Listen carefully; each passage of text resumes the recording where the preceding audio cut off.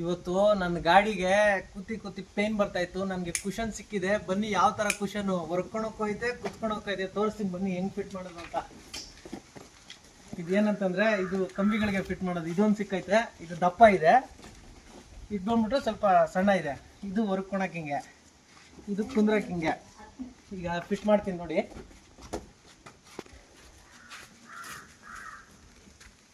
ಸಕ್ಕತ್ತಾಗಿದೆ ಮಾತ್ರ. ಈ ಕಡೆ ಫಿಟ್ ಮಾಡಿದೆ,